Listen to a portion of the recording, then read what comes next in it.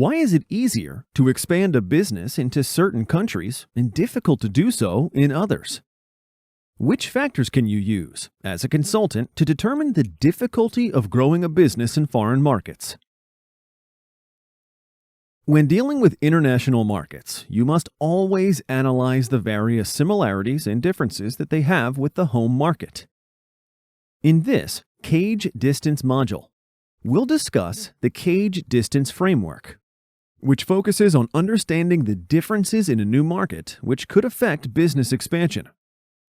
So, what does CAGE stand for? And how can it help consultants come up with the right foreign expansion strategy for their clients? So, let's dive into it.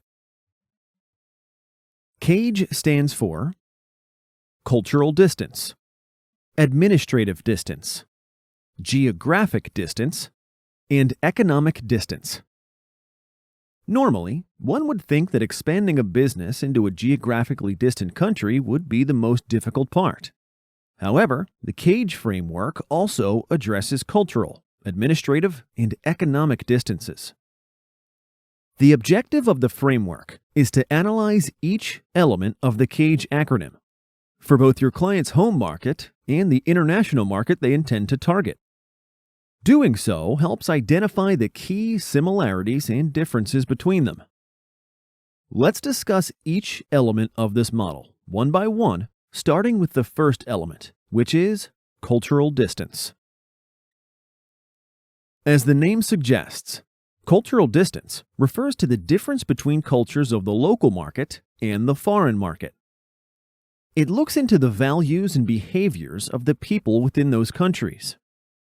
This includes factors such as religion, ethnic composition, customs, language, and social norms. Now, this cultural distance does affect certain types of industries more. For example, the food industry and the entertainment industry, in which language is a major differentiating factor.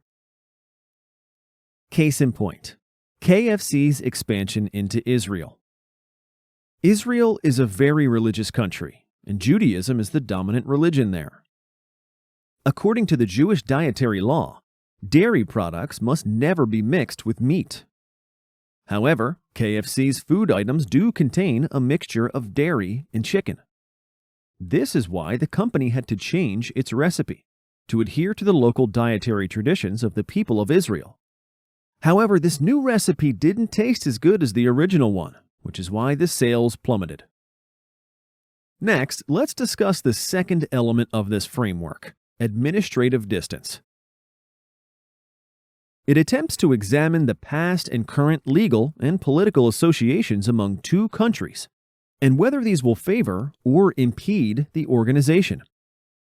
This includes government policies and attitudes toward foreign businesses, differences in currency, and in the legal system.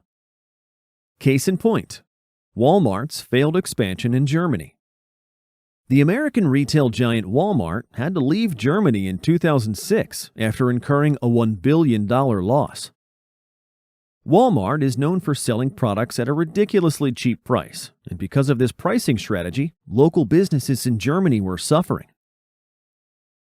In 2003, Germany's highest court convicted Walmart of violating the country's antitrust laws because its below-cost pricing strategy undermined competition. Apart from its radically different pricing strategy, Walmart's treatment of local German employees was also questioned by the country's authorities. For example, employees were prohibited from being in a romantic relationship with each other, which other companies in Germany don't prohibit. In 2005, Walmart was ordered to stop these practices by an industrial court in Germany. In short, Walmart was constantly reminded of the fact that Germany is not America, and that they have to play by the rules set out by the authorities there.